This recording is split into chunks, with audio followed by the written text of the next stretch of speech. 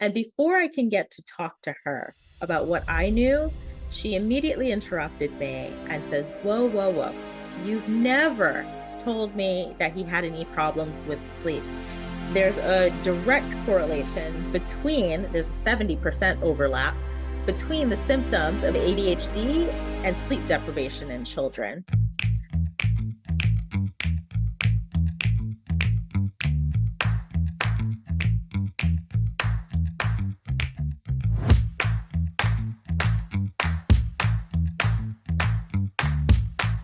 Greetings, everyone. Martin Pytela here for Life Enthusiast podcast. And with me today, Karese Laguerre. And Karese has a story that I have not heard before. And if I haven't heard it, I don't know if you have heard it. Welcome, Karese. Thank you. Thank you. I'm so happy to be here. Yeah, it's great. I am totally curious to hear from you. What is a good client that should meet you? What are they experiencing that they don't know that there's a solution for it? Well, that is a great question. As a myofunctional therapist, I think there's a number of reasons why people could visit me, as with multitude of professions. However, the most glaringly obvious will be those who are having difficulty breathing predominantly through their nose. So if you are a mouth breather, if you have any oral facial pain, like with your TM joint specifically or TMJ, that'll be a Right. big trigger.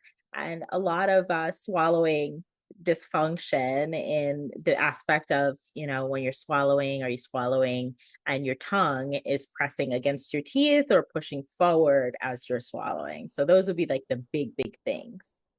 Yeah, that actually is a big deal. There are so many people who don't realize that mouth breathing is actually robbing them of a lot of. In fact, mouth breathers tend to depress their IQ, right? Oh, yes, absolutely. Because you're not getting good quality oxygen. We're meant to breathe through our nose, and the nose is going to filter, it's going to warm and humidify that air, and it's going to optimize it with nitric oxide so that we get better oxygenation. Whereas through the mouth, you get none of those processes. So, it leads you to a lower quality of respiration, which is going to impact you overall. Yeah, lower quality of life, lower quality of everything.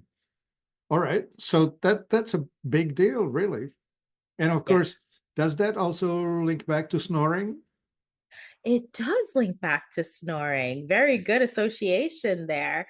So, when we're sleeping, we of course need to breathe. We need to breathe all the time. But what you're really hearing when you're snoring is the sound of your breath. So, that's the air meeting resistance as it's trying to get into or through your upper airway. Right on. Okay, so any one of you out there, if you're listening to a loved one or if you're watching a loved one, you need to point it out to them. Self-awareness is rare, although many people will know it about themselves that mouth breathing is not the best policy in the world. So let's get sciencey. So you call it myofacial, right? Myofunctional. Myofunctional. Yes. Okay, myo for muscle, right?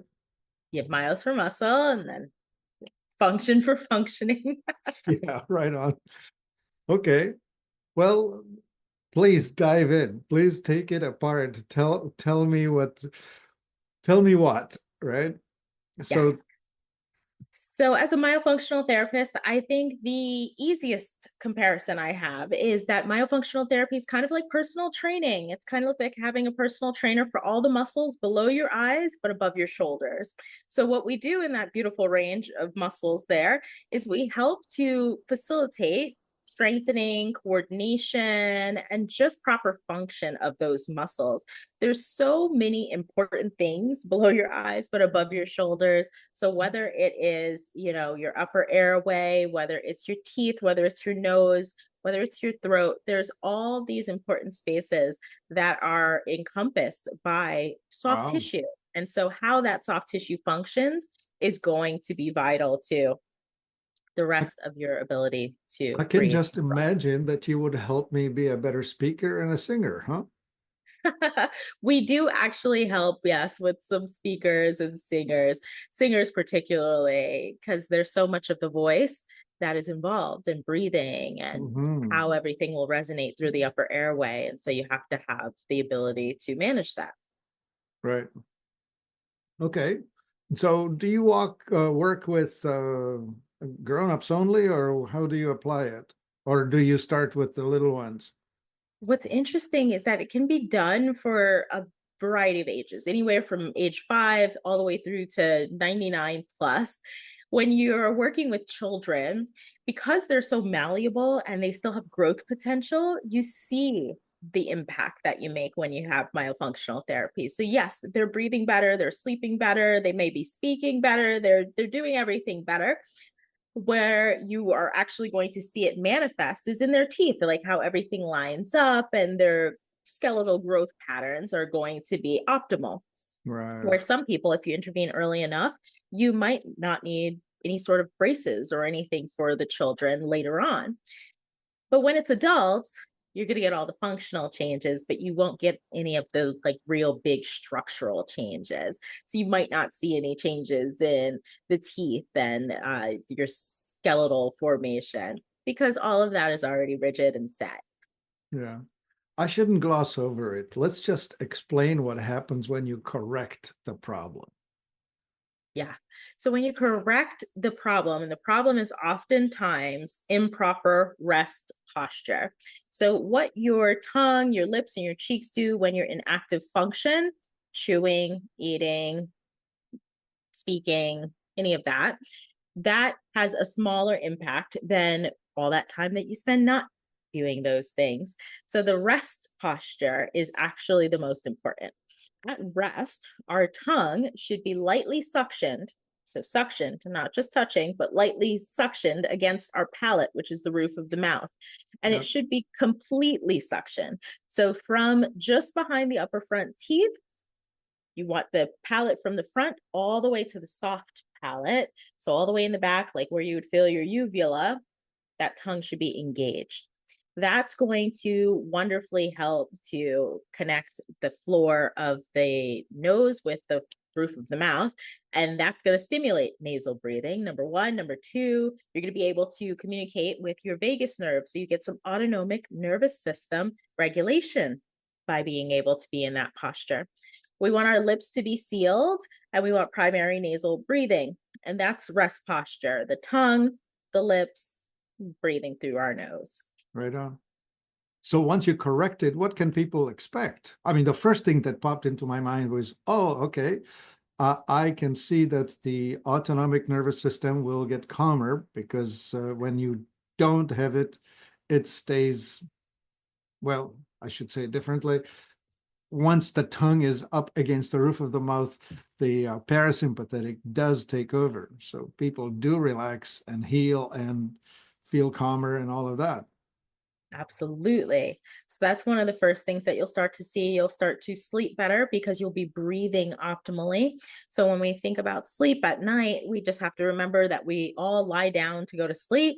Ideally, everybody lies down to go to sleep. And when you're lying down, you have the pressures of gravity and all the soft tissues start to relax and your muscles relax. But when you are strengthened in those muscles, they gain a better patency and you get your tongue up and out of the airway when it's in proper rest posture. And so you're facilitating optimal room for breathing, which leads you to more restorative, high quality sleep. So you're able to sleep better.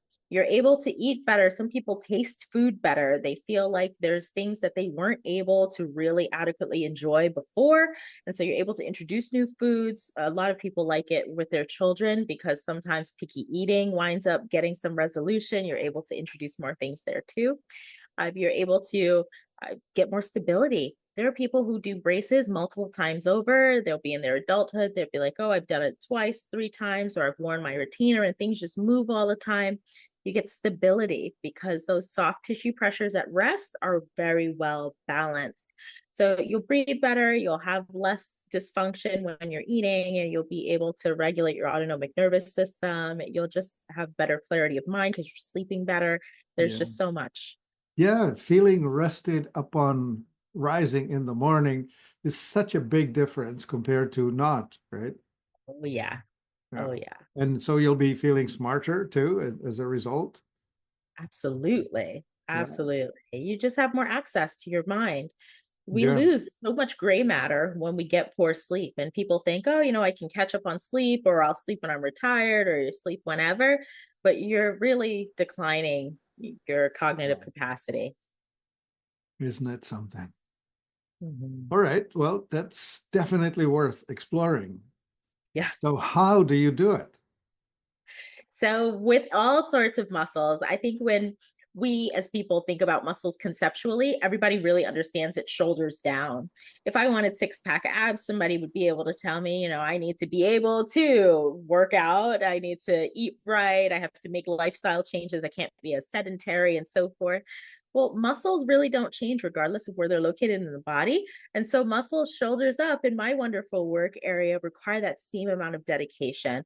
I still need you to have a good diet and to eat well and to make sure that you're living with good lifestyle choices on top of us being able to exercise and work out, which is where the myofunctional therapy comes in. A lot of it really does start off with muscles that we exercise and we work out, and we try to get a wonderful, harmonious foundation and balance. But then we start building in different activities because now we have to pair and coordinate muscle patterns. And so it really is a collection of exercises and activities that help us build new patterns for function. All right. So this is sounding like a much bigger picture than just from shoulders up. Oh, yeah. Yeah, yeah, yeah. Okay, so I mean, the sort of thing that I'm thinking of is belly hanging out or the pelvic floor not functioning right, or who knows what else. Do you get into that too? All of this stuff is so interconnected. So there is a component of weight management that goes along with sleep and breathing, but definitely that goes along with our inability to adequately use our diaphragm, which is the top of that pelvic floor. Our tongue, interestingly enough, nobody ever thinks about this, but our tongue is actually connected to our diaphragm and all the way down to our toes through a deep line fascia. And fascia is a very thin band of connective tissue that's wrapped around all of our muscles, but we have a very long connection from our tongue that goes all the way down through Wow. to the diaphragm and all the way down to the toes. Now, when we're looking at our deep line fascia, we have to remember that when things are tight or restrictive, or if it pulls more on one side than another, so if you have asymmetric function, you're going to get like a tilt. It'll impact your posture, it'll impact your ability to really maintain a stable core and pelvic floor. And so you do have to work on the whole body as a unit. I think we get so conditioned to medical insurance, dental insurance, vision Yeah, insurance, like yeah, everything is so separate that we yeah, forget that all these things are really together. Just because you see a separate doctor for your mouth doesn't mean that everything that happens in your mouth doesn't adequately yeah, impact your health. So, yes, it's just very yeah. important that we understand that it's all connected. Yeah, I love what you're saying about the integration of everything to everything else, because when we see a human holistically, we have a chance of fixing it. When we silo individual problems into, uh, I want help with this muscle over here, Yeah, uh, that usually leads to just a frustration and nothing good happens. absolutely. Yeah, Agreed 100%. great. Huh. So you could teach me how to get my, I don't know, uh, belly that's not firm enough, or maybe my pelvis is not tilted correctly, or who knows what else, right? Yeah, I could definitely work on it. So what we do is we really work on, I try to stay in my wonderful zone of genius and I maximize what we can get All out right. of adequately Okay. breathing and getting your belly engaged and working on the diaphragm and diaphragmatic exercises. But I like to work in tandem with other providers too, who can All then right. take that the next step level up because that's their zone of All genius. right. So can you do this remotely? Absolutely. Absolutely. I think that's one of the only beautiful things that kind of came out of COVID is that we've all kind of learned how to work and see each other over the computer. And so, yes, that is equally as effective as seeing somebody in person is seeing somebody virtual. I get a lot of great success online. So I can call you from Australia and everything's going to work out. Absolutely. I actually know my time zones because I have a couple of clients across Australia, and so we're able to match things up very Great. beautifully. But yes. Lovely. Okay. Um, so I guess maybe we should try and describe the how, right? How do people engage with you? Where let let's just say that they have discovered that they have a problem and they would like to have it fixed because after all, well, anyway, where are we going to find you? I found the website that was the Myo Spot, right? Yes. So the myospot.com, people can find me there all the time. It always starts off with a free consultation. So I do the complimentary consultations. I'll talk to anybody about myofunctional therapy, but I go in with the understanding and I try to help everybody else understand too that I might not be your first line of, you know, service. Like I might not be the person you need to see first. And so if that's not the case, I'm not going to take any money from you to help you determine and navigate where you do need to be. So we talk, we discuss, we see if Myo's the right next step for you. And then from there, we can move forward and, do an evaluation and then start doing some weekly or bi-weekly sessions. And most people with myofunctional therapy, it takes somewhere between 6 to 10 months to finish a myofunctional therapy program. So it's a very long term commitment. But just like I said before, it's kind of like muscles from the shoulders down. If you wanted to develop your body in the gym, you would anticipate the kind of a time frame of such. And so, same thing with the muscles above the shoulders. We're taking some time to really develop that. So you can always find me on my website. You can schedule directly from my website a consultation, or I'm also on social media as well. So Ah, Instagram, Facebook, TikTok, all of them, oh my man, you're handles. everywhere. Yeah, all of my handles are also the Myo Spot. So it would be that @ the Myo Spot. All right. I think it would be helpful if we could share some specific example, such as I had such and such client. Here's what happened. Here's how we started. Here's where we ended up. Can you think of some stories? I mean, I have a lot of stories. I can talk from a personal experience with my son because I always like to share that story. I think that's a really enlightening one. And then I'll talk about an adult client or a couple of adult clients that I've had in the past. But I also write about all of these things in my book, Accomplished, which is available on Oh, Amazon. let's not forget Yes. accomplished. Yes, Accomplished How to Sleep Better, Eliminate Burnout, and Execute Goals. That's available on Amazon. But I talk about my son in there. And I think this is a really important story for any parents that might be listening. So, my son, I remember in kindergarten, he's 5 years old and he's supposed to be paying attention and being attentive and learning new things.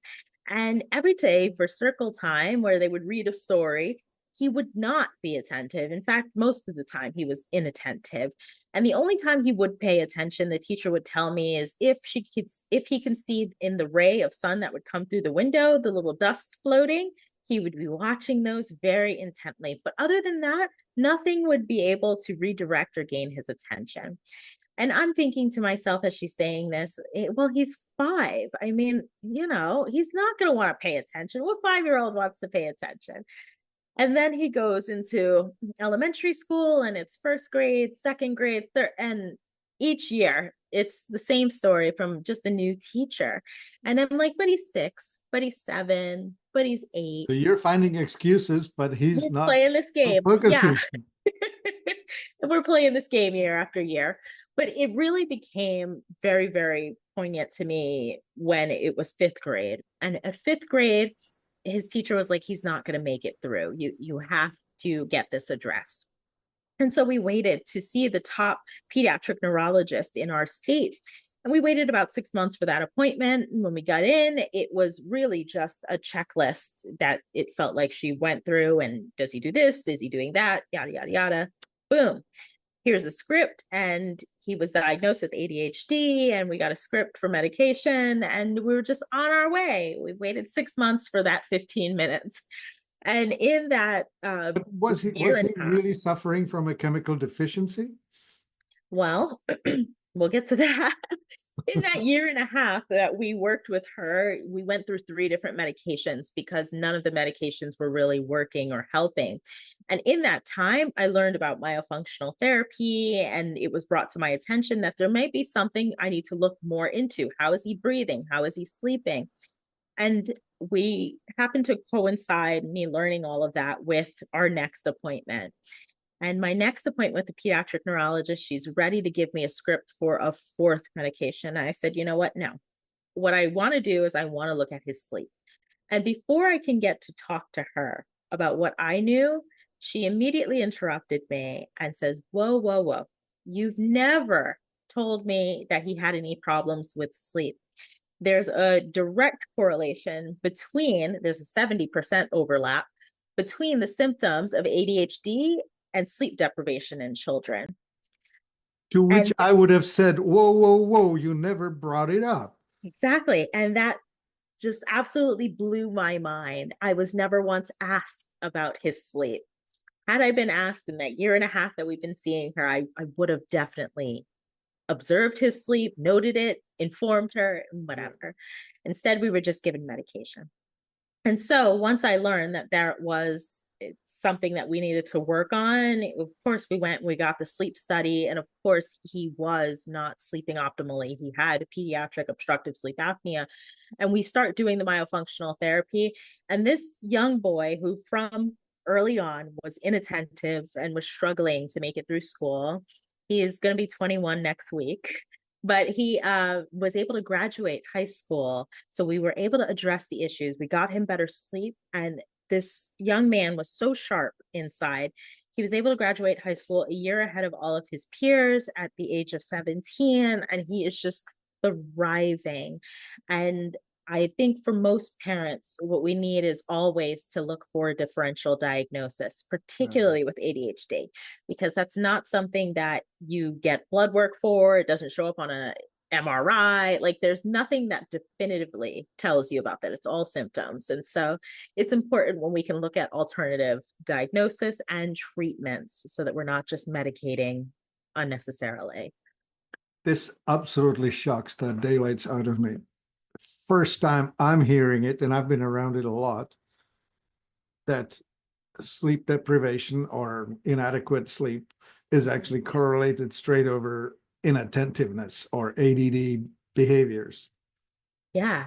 Nobody would really put it Oh, together because I think we think about sleep deprivation as like fatigue in adults, but in right. children it just manifests different. They're inattentive, they're hyperactive, they just it's Wow. not what a sleepy adult looks like. Right. Whew. This is really shaking me to the core because I so care about children and I'm so not in favor of pushing pills into problems. So just as you're describing the experience, it's like, how dare they not lead with the question, how is he sleeping?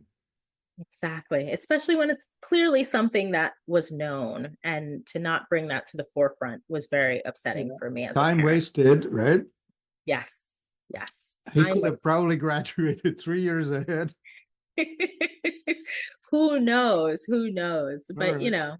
Well, we just can only move at forward. least you have a smart boy. That's a good thing. It is, it is. I'm very proud of him. He's a wonderful young man. Okay, Yeah. that's really nice to hear. Yeah. But we All also have wonderful success stories with adults too. I've right. got some great cases where we've been able to get some people to come off of their CPAP. So, a CPAP is a continuous positive airway pressure machine that essentially forces air into your upper airway. That way, it holds open all of the Yeah, muscles and you're able right. to breathe adequately while you're sleeping. By the But way, just a sidebar, if any one of you has tried to sleep in the same bed with somebody who's got a CPAP on, it's not enjoyable. oh no. It's like it's a twofold, right? It's not enjoyable when they're not wearing it because they're snoring or gasping or, it's Yeah, scary in that way. And when they are wearing it, it's just noisy. It's, yeah, not fun it's at a all. lot. All It's a right. lot. But So the CPAP, when you think about what it does, I think we need to go back to physiology, and then you'll kind of understand why myofunctional therapy does wonderful things for our adults in this way. If we think about a person who has six-pack abs, and let's just put them on the beach, it could be male, female, whatever, we're going to put them on the beach. They're going to lie down on their beach towel, and now we have forces of gravity that are impressed upon them. As they lie down on that beach towel, those abs don't go anywhere, look just as good Just standing upright as they do laying yeah, down. just gravity holding it down. Yeah, let's talk about somebody who has maybe a beer belly, and we're going to put them on that same beach. We're going to lie them down on a beach towel, and that beer belly, it doesn't sit or look the same now with these forces of gravity. Everything shifts and it moves, and it's not the same as the taut and tight, strong abdominal muscles that stay put even with Yeah. the gravity. So let's just think about that in terms of our upper respiratory tract, because our upper respiratory tract is predominantly soft tissue. It's all supported by soft tissue. So with that, we have to think that the first stages of sleep, first we lie down, and that's gravity that's imparting on us. But then the first stages of sleep, muscle relaxation begins, and it only becomes even more so as we go through different stages of sleep. And if those muscles are not already strong enough that they're sitting up, if you have more of a beer belly type of soft musculature, you're more prone to it closing and collapsing on itself because everything shifts, it moves, and then gravity, and you're more likely to get those gasping, the snoring, and the struggling to sleep. So what the CPAP does is it holds it open. But what myofunctional therapy does is it gives you like a six-pack airway where the muscles are strong and able to obtain more patency even at relaxation. And so we've got wonderful stories where people have been able to come off of their CPAP, where their AHIs, which is the one of the diagnostic metrics for obstructive sleep apnea, decreases. And so we get a lot of people who go down from moderate to mild or no sleep apnea, and it's absolutely fabulous. There's also a lot of wonderful aesthetic benefits too. So I worked with a couple of patients who've done plastic surgery where we've had implants, cheek implants, chin implants, fillers, Botox, you name it. They go through all the stuff and spend hundreds of thousands. But when you actually like work on the musculature, it gives you a wonderful definition and symmetry that you can't duplicate with, at least So not this long is this term. is the facelift from inside, yeah? Exactly. Exactly. Which is the correct way to do it, right? It's like when you're talking about the six pack on the abdomen, again, you cannot fake it by putting some kind of I don't know, spandex affair over your beer belly and try to push it up. It's not going Exactly. to be the same thing as if you just had your firm musculature. Yeah. Yes. Wow. That's a very good analogy. Makes me understand it well. Yeah. Okay, so you have well, I guess people waking up tired stop waking up tired. They start waking up full of life. Yes, fully refreshed, ready to be more productive, show up as Mhm. their best self. I like to say they function on full instead of functioning. You wake up and you're on like half a tank of, Mhm. energy. You're functioning on full when you get great sleep. Well, worth twice the price of admission. All right. So I think this explains it well. Do you think we covered the whole thing, or am I missing a point? No, I think that was really good. I think we went over a lot of great points. Yeah. All right. So let's look it up one more time. It's called the Myospot, TheMyoSpot.com. Yes. And you can find it on multiple social media or the website itself. And let's not forget the book. What did you call it again? Awareness? Accomplished. So it's accomplished how to sleep Accomplished. better, eliminate burnout, and execute goals. It's available on Amazon. All right. Well, Karese Laguerre, this was a really, really mind-opening session for me. I really appreciate having met you here and introduce you to the Life Enthusiast audience. And let's just see how many will need your help. I would not be surprised if it's a sizable percentage. Oh, yeah, me either. Yeah, Thank you so much for allowing me to share on your platform. it's awesome. Very happy to have met you.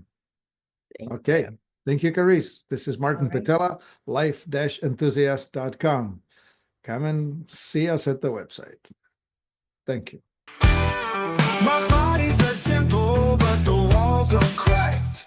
Stuck in the rubble of the years I've stacked. Stagnation in my veins like a river turned to dust. Toxic whispers in the wind, but I gotta rebuild. I must.